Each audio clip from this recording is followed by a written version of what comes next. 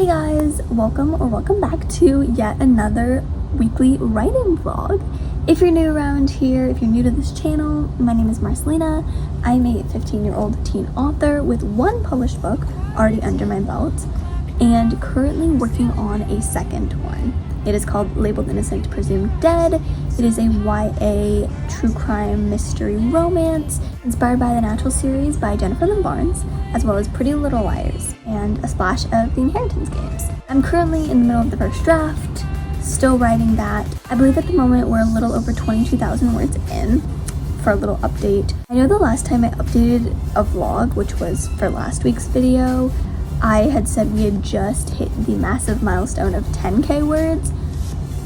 Yeah, unfortunately I was not able to vlog my reaction to hitting 20k because I hit it like late at night, and I did make a community post about it from Wednesday, June 4th. Today is Friday, June 6th, by the way. And so this is a little bit of a late celebratory reaction. We hit 20,000 words in the manuscript. Yay! It's super exciting. Although I can't really celebrate, I am so freaking tired.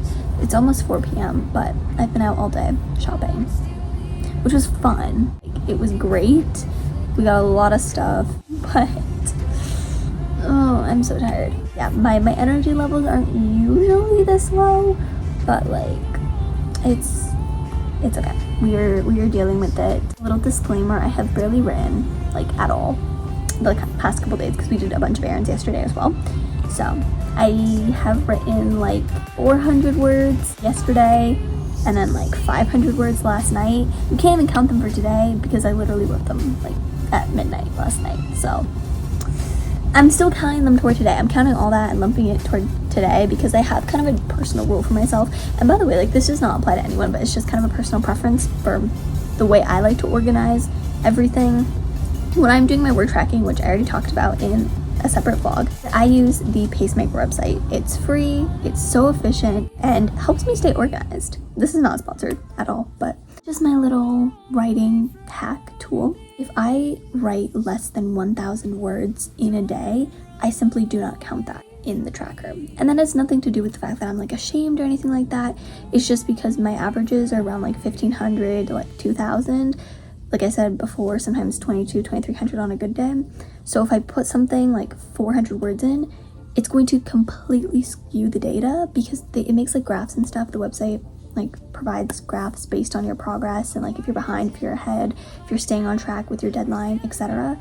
So it'll just like really mess up the data. It's like a big outlier, and I don't really like that because the days that I only write like 400 or 500 words are very, very rare. Like they're very far and few between for me personally.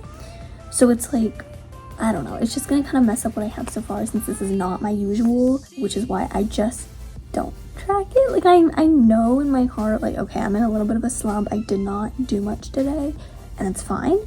But like, I just, in these situations, I'll just lump them together. So like between yesterday and today, I probably wrote like 1,000 words, and I'll probably write a little bit more tonight since it's a Friday and I can stay up late, but I'll just count it all toward today, like the grand total. Yeah, it's honestly, it's fine. It's okay. I made a community post about this actually just today where I was just like, daily reminder that being a writer is full of ups and downs.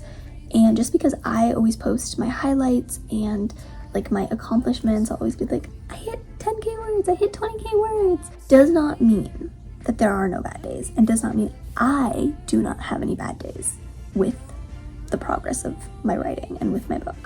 I absolutely do. I was going so well. The last vlog was literally titled A Very Productive Writing Vlog. So we go from that to me just being like, we're crawling along. But as I said in that post, it's okay. No one is perfect. And I guess what I was trying to say about the social media part is that not just me and not just people in the AuthorTube writer community, but social media influencers in general. This is just a friendly reminder to never compare yourself to influencers, any influencer in any space, period. Because they post only what they want you to see.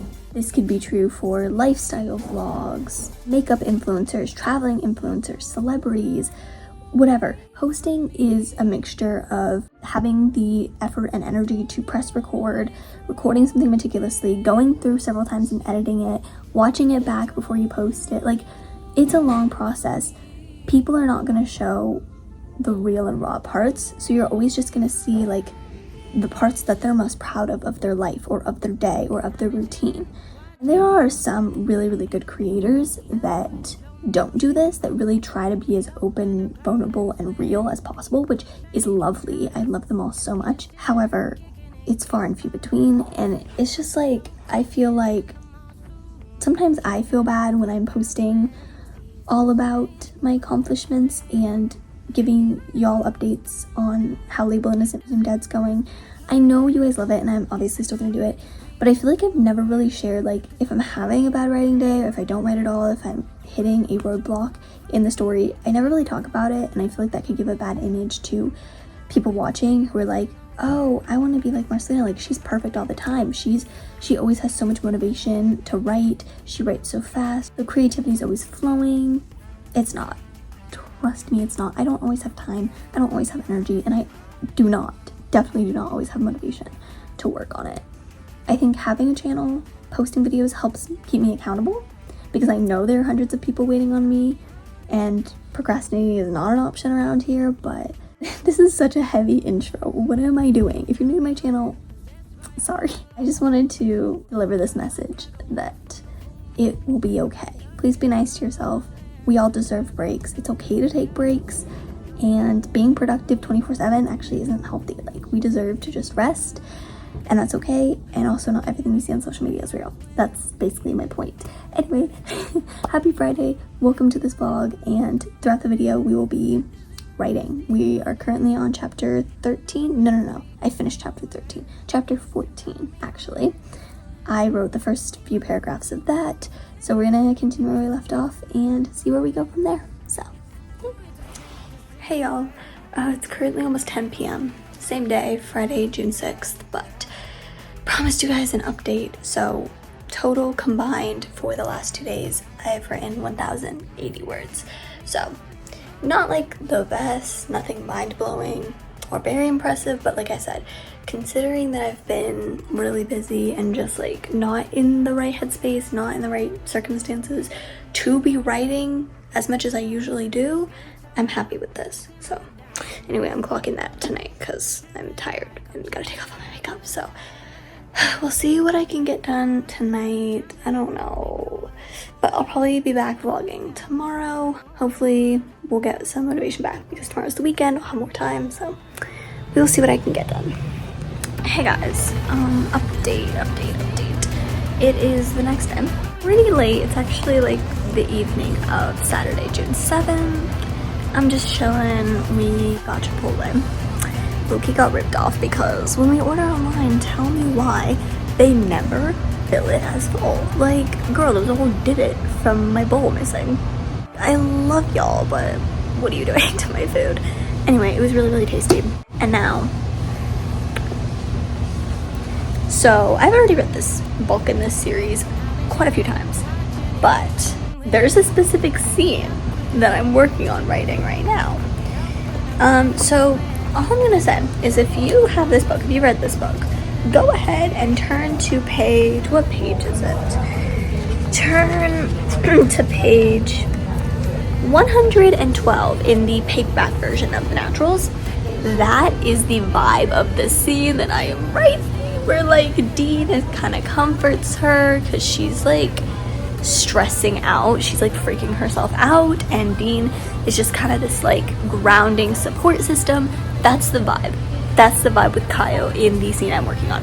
Also, another note, the scene I'm working on, Natalia low-key is going a little cuckoo. She's low-key going crazy. She's imagining people that aren't there. So that's lovely. Mentally insane. Natalia is vibe to write. Don't even ask why. I don't know. I love all types of Natalia. We love soft Natalia. It's her main personality at this point, so I'm most comfortable writing that. But then we also have unhinged Natalia, which is like her punching a certain guy. Not one of the love interests, by the way. I should probably clarify. It's Santiago, which I know I've been gatekeeping him. A lot of y'all have messaged me to be like, who is this mysterious guy? Like, you haven't introduced him yet. Because I did a series when I first was brainstorming this book where I took about 3 videos to introduce my characters. So I did one for Natalia, one for Jaden, one for Kyle, one for Era, and one for Allison. All the characters except for Santiago. And I've only mentioned, to date, at this point, at time of recording, I've only mentioned Santiago in 2 videos. They were both group edits. I know you guys are probably like, who is this guy? Why are you shielding him from videos? He's a character that is one of those, probably the most complex and misunderstood in the entire story. He is connected to Allison's disappearance. He's also connected to the Bureau in some way. It's one of those things that I'd rather you guys just wait until you read it to like get to know him and make assumptions about his personality and his integrity and just like what he's doing there, his role in the book as a whole. So we're not going to talk about him, but Natalia punched him before, so like that's where the unhinged energy from her comes through. And now we have going mentally insane and belongs in a psychiatric ward, but like it's a valid crash out kind of era for Natalia. So I'm here for it. It's fun to write. Anyway, I will check in later. We've barely written 1,000 words. We've written like 600 words today. It's fine. That's that. So I will update you guys later. But just your neighborhood friendly reminder that it is okay to still be outlining and creating new characters as you are writing. Like, that is perfectly fine. That is perfectly valid. I feel like some writers think that the outlining can only take place at the beginning. That is the only time you can do it. Like, after that, it kind of expires. Once you start the first draft, like, you 1000% have to know what's going on. And that's simply not the case. Take me for an example.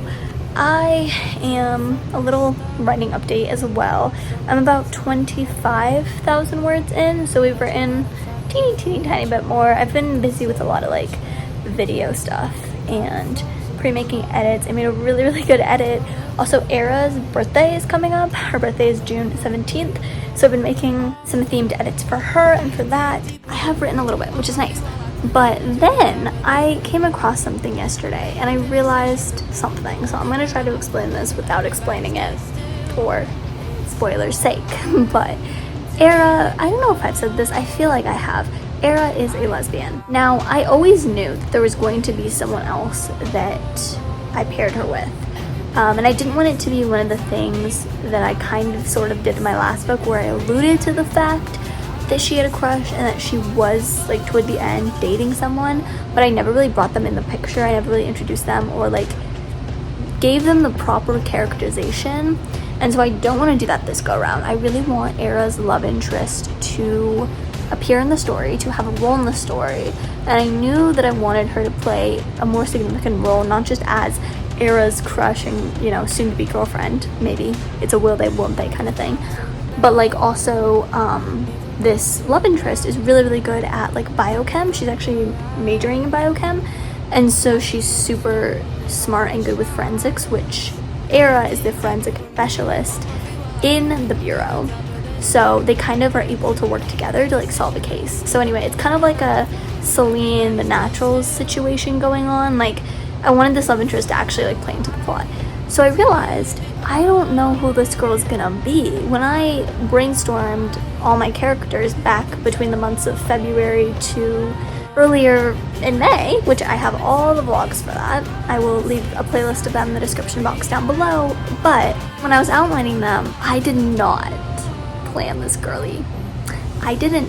And it's not even like I forgot about her, but I kind of did. Just because I wasn't sure, and I was just really plot focused with like the main plot. There were so many things going on. This plot is so complex. There's a lot of like threads that are weaving together that are like really complicated. So I didn't think about that, and then now in the most recent chapter that I wrote last night, I was like, oh shoot, I need to mention her. She's becoming very relevant, this love interest. And so I put in brackets, because that's what I do a lot. That's a prime tip from me. If you were unsure of specifically like a name, a character's name, a place name, whatever, I just put in brackets, and I'll just put insert this, insert character's name, insert restaurant name. If I really am in a vibe and the words are flowing and I don't want to take the time to like research and stuff, I'll just put a placeholder and then when it comes time toward the end or in editing, I'll just Control F, find all of the places where I said insert with the brackets, and then I'll just fill them in, because honestly it could break up the flow of writing. So anyway, I did that like 4 times because Era's crush is mentioned several times. Then I got this revelation that I wanted Era's love interest to be Santiago's sister. Can I say that? Should I say that? Forget it. I'm gonna say it. So yeah, I wanted this girl to be Santiago's sister, which I know I mentioned in the last clip. I'm trying to gatekeep this guy. Like, Santiago is supposed to be a mysterious character. He's one of those, like, y'all don't know much about him, and that's the point. He has that kind of role. Very, very important though. But here's the thing about my guy, Santiago. Because he's such a significant and crucial character in the story, and the stuff he does is so critical to the plot, anyone, and I put heavy emphasis on the everyone and anyone close to him, connected to him, related to him, anyone, that automatically makes them important. Just because they're somehow in some way connected to him automatically makes them significant to the book. So then I realized if I was gonna do that, then this girl was gonna be 10 times more important, and there was gonna be a lot more weight on her shoulders than I originally intended. So then I was like, okay, now I definitely need to outline her. So we went back to my basics. I spent all last night that I really, really, really wanted to write. I did it. I spent 2 freaking hours going back to, again, if you've watched my original character outlining vlogs from a couple months ago, you'll know the template I use, my usual with that. But I went back and I copy and pasted the same thing, and I made a whole new chart specifically for this girl. Basically redoing what I should have done months ago and really getting to the root of her character. So I did my basic outlining stuff that I typically do for my characters: name, nickname, age, occupation, relation to everything in the plot, that's the redacted part, appearance, personality, strengths, weaknesses, quirks, backstory, etc., all the works. And so I did that for her. It took me forever. The name was the hardest part. I think I can reveal this because at this point this video goes live, I would have already posted an edit about her. I have an edit with her and Era in the works that I plan to post a few days before this video goes up, so you'll probably already know her name, but her name is going to be Rosalita. Era calls her Rosa for short. It's so cute. They're so adorable. Despite them being one of those like angsty will they won't they, there's some miscommunication in there. Sorry. But yeah, the miscommunication trope kind of goes strong for those 2 girlies, but I love them to pieces. But yeah, so anyway, this is just your long rambly reminder that it is okay to think of a whole new character that you didn't originally plan to add in your cast while you're in the midst of the first draft, or any draft really. It could be like the 3rd draft. As long as you're able to give it the appropriate attention it needs and not like throw them in there, not like plop it in there, but like really, really take the time to make sure they have a purpose, make sure they're not just in there because you're being impulsive, let's be real. But really make sure they have a role, they're intentional, they're well thought out, and you can develop them enough. It doesn't really matter when you develop them, because all in all, at the end of the day, they're gonna go in the story. You just have to make sure that you put them in there with intention, with meaning, and with purpose. So anyway, that was my night, because little me came up with a revelation that I am pretty dang happy about, and I think you guys will love her. I hope you will. She's like a cat-loving softie, loves writing, reading. She's like such a girl's girl. I love her so much already, and I just came up with her. But those are like the best characters, so that was a setback, I'm not gonna lie, but at the end of the day, like, it was necessary. That's the top priority for me, is making sure I have fully fleshed out characters. So a win is a win. But yeah, don't be afraid to make up new characters and bring completely new people into your book that you weren't planning to at first, as long as you make sure you develop them enough. That's key.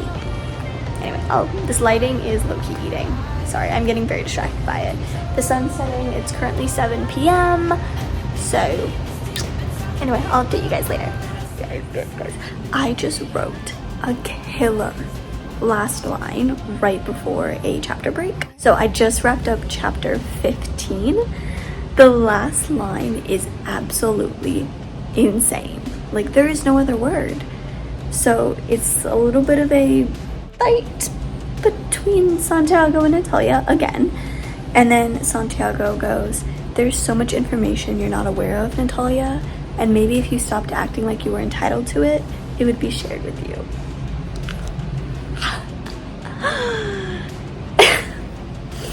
So what do we say to that? By the way, for context, they were arguing about Natalia's sister's disappearance because she highly suspects that this man is involved somehow because he's very sketchy.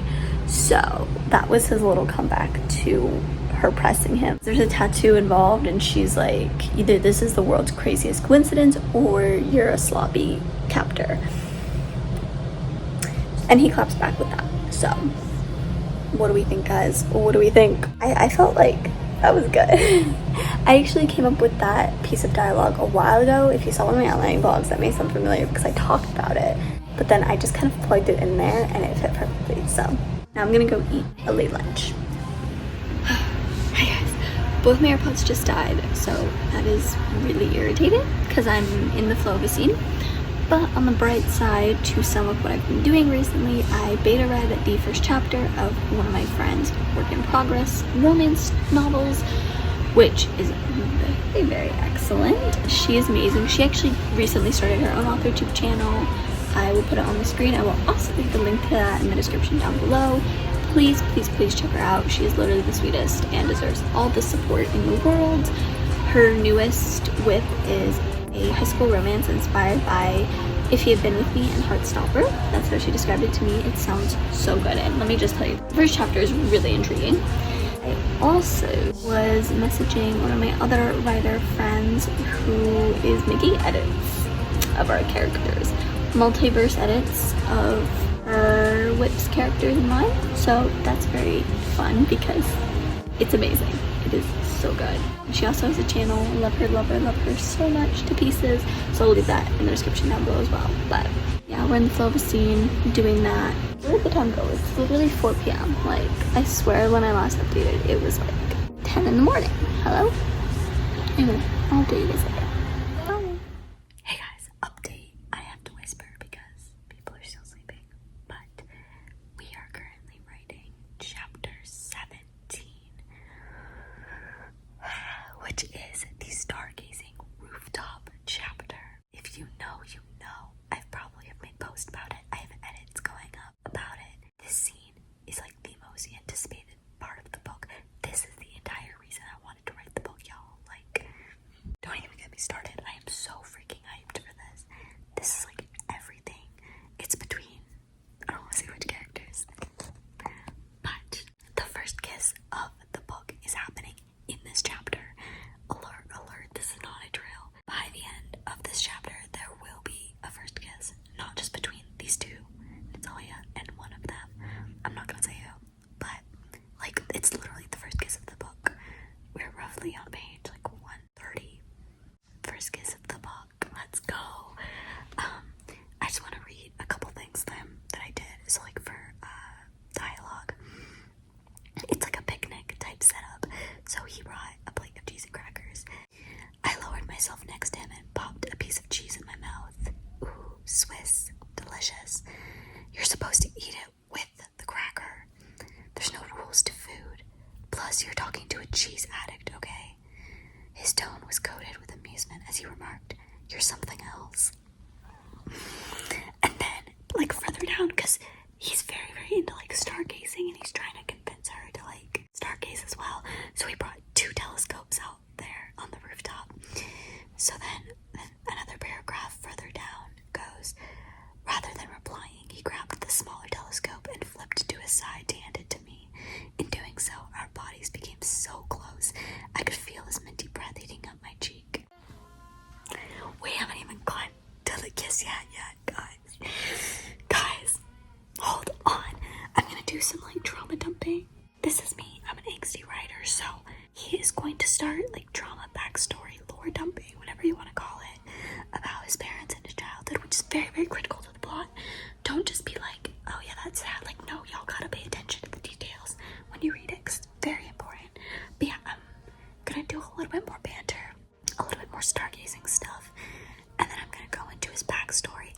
then the kiss will happen. So, yes, we're working. Anyway, I'll update you guys later. Bye. Hey guys, we're back with a whispering couch update. It's literally like an hour later. Don't even get me started.